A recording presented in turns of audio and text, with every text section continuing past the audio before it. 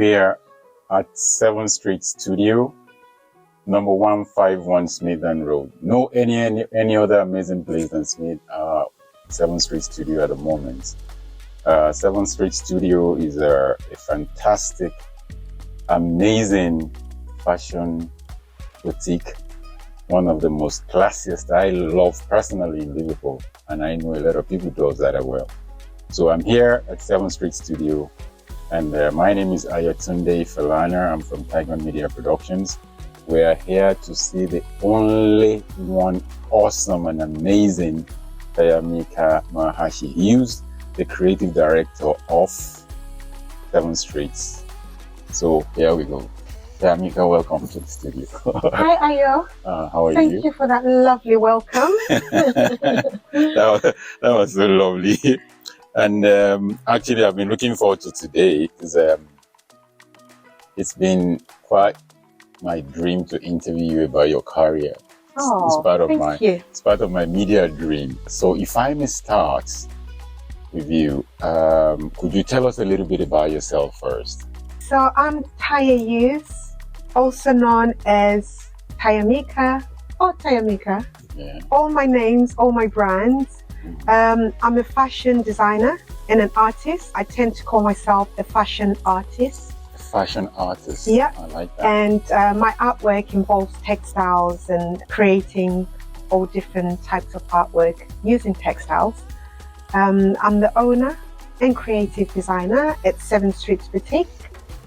I've been pursuing my fashion career for 13 years now. Wow, that's over a decade.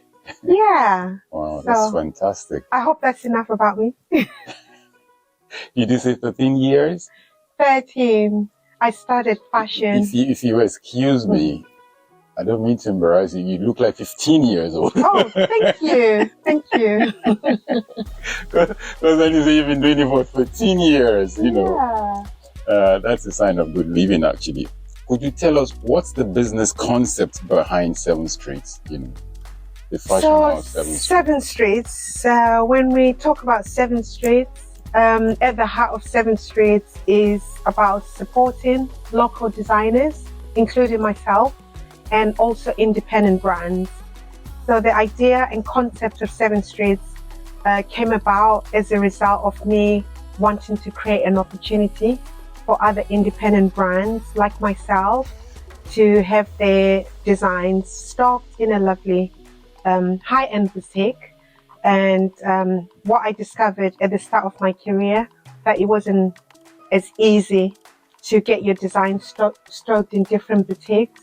So I wanted to create a space where I could sell my designs, but not make it just about me, but also support other designers. And that's what we do.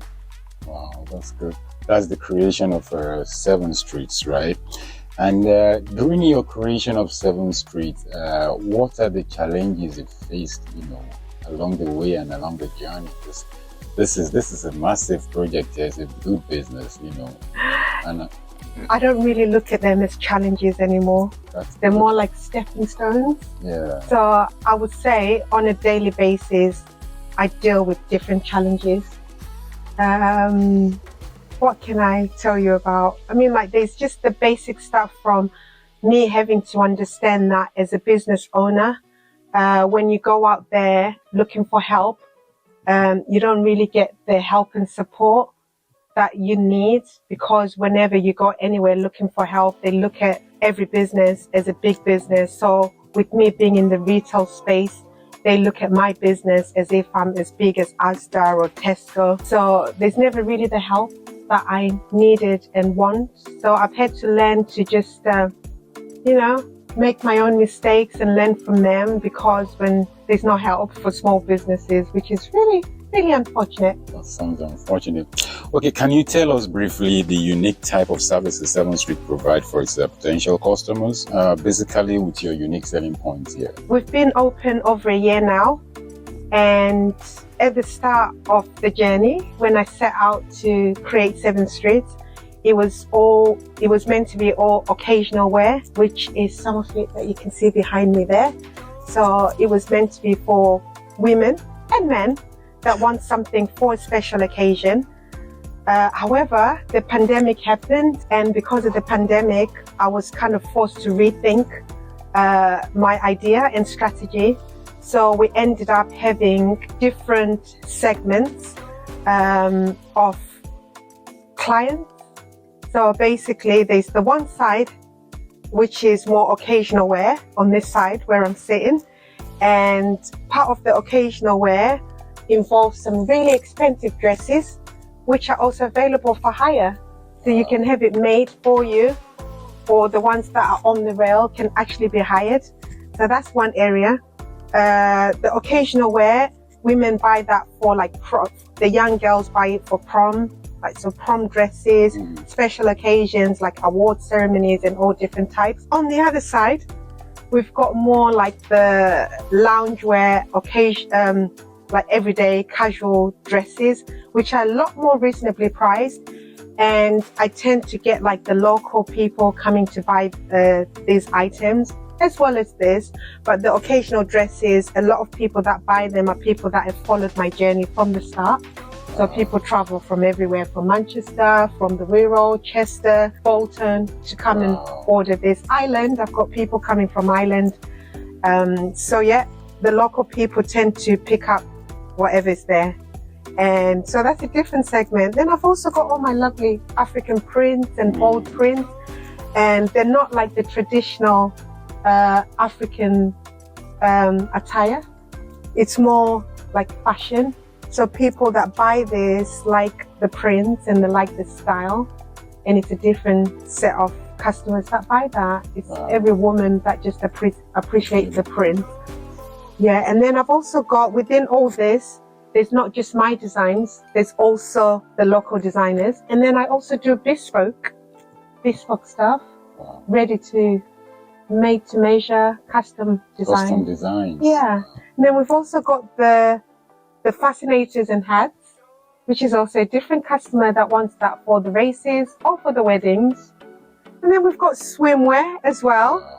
And I always have an exclusive range, which isn't made by local designers, but which is just the range that I bring in. So when we started, I had like a Kylie and Kendall collection. Now I've got this Italian brand called 19V69. So yeah, I have different segments. I hope I've answered your question. Yes. Excellently. What always amazes me or baffles me about the fashion industry is that it's rapidly changing all the time, designs and fashion.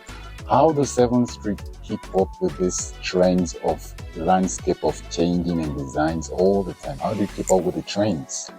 So, what's good is we're a collective of designers under one roof.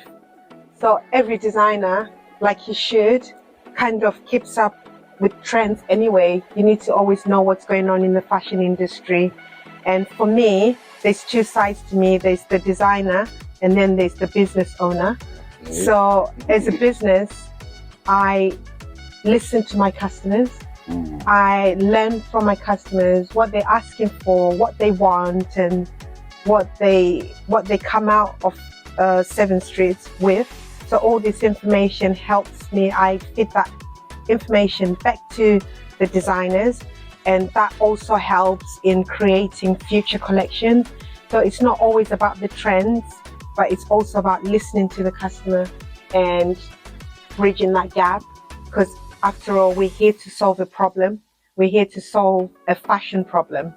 So if we just follow the trends without actually listening and solving the problem, then our job is not done. That's great. So you carry the customers along the fashion trends, yes, to know what they want as well, and what you can. So you meet at a point. We do, and we also. Great. It's my job to introduce the customers to the trends. So those customers that are trend driven, I tend to do that on my display in terms of the rails as well as the display window. So like this summer, for example, it was all about the old denim look, and I did have a lovely display which was just all covered in denim at one point. Wow. I had like upside down mannequins and everything. Then, So that's how I play around with the trends. And then there's the Barbie trend going on at the moment. So I had like an all pink window. So that's, so sometimes I think it's up to us to introduce the trend. Yeah, that's good. The Barbie trend will go with the Barbie movie going on right now. You know, the $1 billion, the $1 billion movie going on for Barbie all over the world in America right now. Okay, Taya, what would you say is your favorite aspect of being a fashion designer? Your favorite aspect of it? Do you know what? I would say being able to create and write my own story. I don't have to follow rules. I can break all the fashion rules and just write my own story according to my own terms. Where else in Liverpool will you find a boutique that's as multicultural as 7th Street?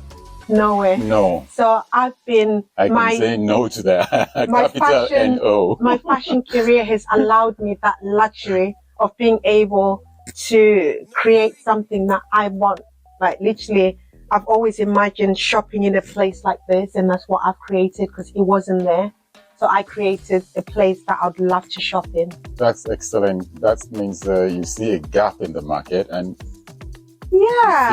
that's what business is all about, isn't it? It's about helping other designers as well. Local designers, which is very, very, very nice. You know, I mean, that will inspire them more as well to create a platform where they can display their talents and their designs and stuff like that. I mean, I really love that, to be honest with you, because you're carrying other designers along as you're doing your journey along the fashion line, you know. All right, I can see that there's different kinds of branding here in 7th Street Fashion. And can you briefly tell us about how you select and manage these brands all together? Because I've seen different brands and different designs, different prints and stuff like that. How do you select them and manage them? So, it's there's not one way to do it. I haven't spoken about our social brands yet. Hopefully we'll have an opportunity to talk about that, won't we? Yeah. But basically, there's a few things. It's the quality, the branding, the creativity, everything goes into play. So it's not just about bringing a designer in. They have to understand what it is to have a fashion brand and to actually have a fashion business. The branding is important. The quality is important. So all those things. So when I'm introduced to a brand, or if I've come across one, I look at all those things. Do they understand themselves as a designer? Do they understand the branding? Not every designer will understand all the different aspects of it. Do they understand their pricing? Do they understand their market? So some of it, we kind of have to work together to come to that. If I spot somebody with amazing talent, but they've got no understanding of business, then it's my job to kind of guide them in the right direction. Wow. If I come across somebody who's very creative, but then their quality isn't great, I just kind of give them the right advice that, okay, maybe if you use this different type of fabric or get this made this way, and so we kind of just work together to make it all work. But it's a combination of factors really, but whatever design I stock has to have the right quality, the right branding, the creativity, and it has to be different from something that I already have.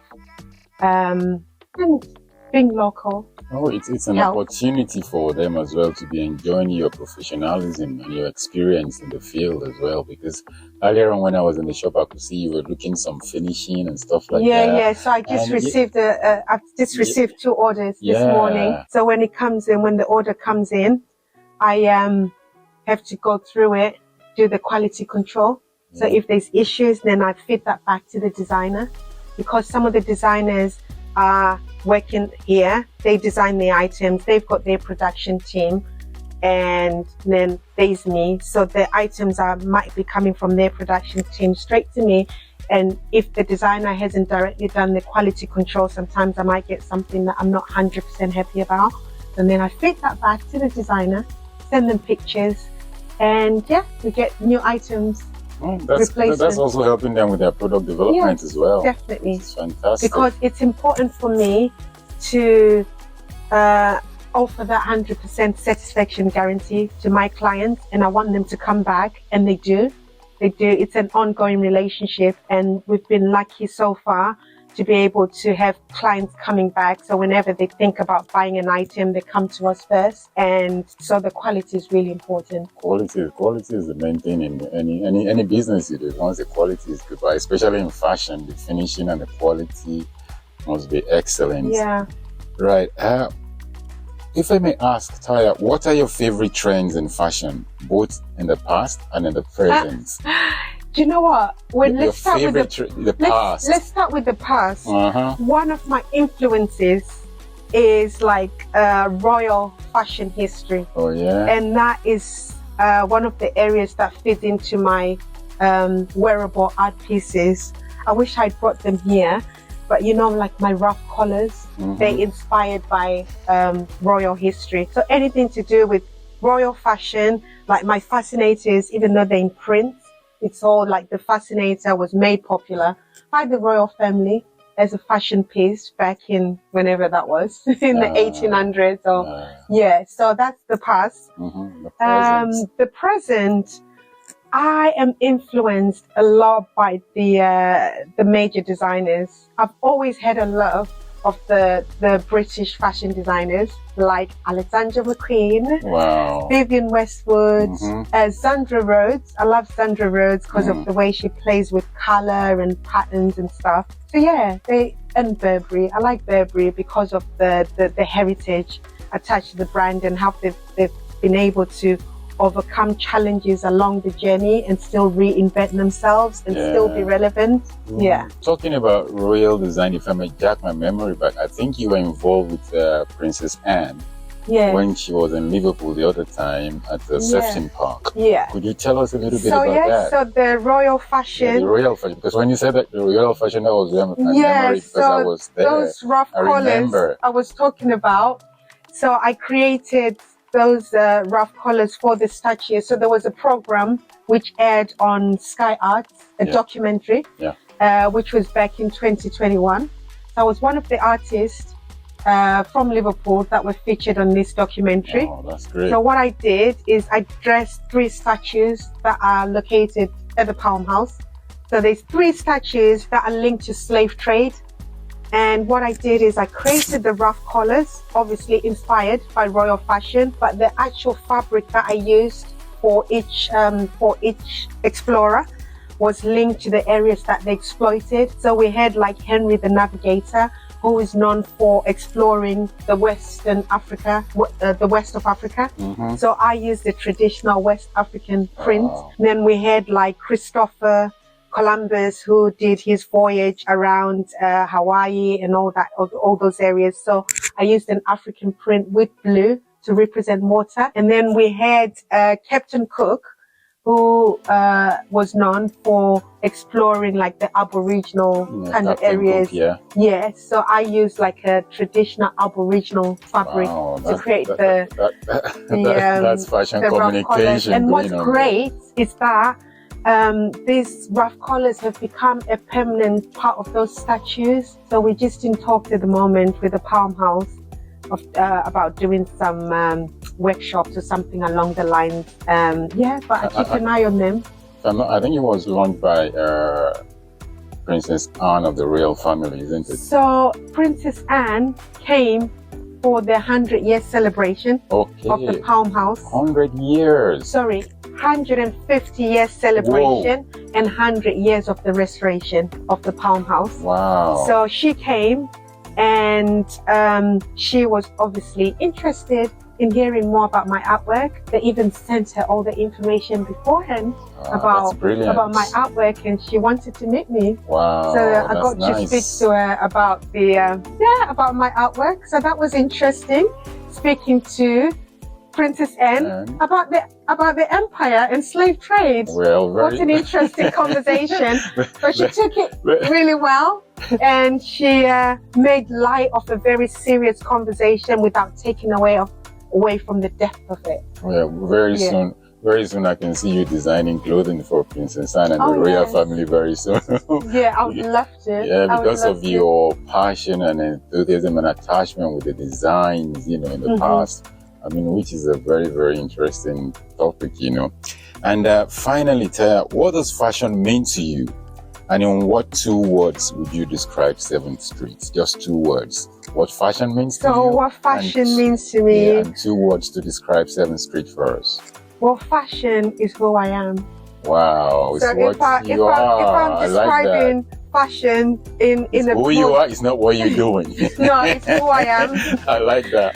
And fashion for anybody else is what you make of it, right? And then 2 words to describe 7th Street. Exclusively creative. Wow, exclusively creative. Ladies and gentlemen, you've heard from the horse's mouth, the creative director over 7th Street, 151 Smithdown Road. You can't miss it. It's an amazing fashion boutique. If you're a sportman, if you're a movie star, you're an actor, you're an actress, if you're a newscaster, a media person, a musician, or whatever you do, you better come down to 7th Street and come and dress up yourself. You heard from the horses, man. It's exclusive, and it's an amazing boutique. Thank you, and bye for now.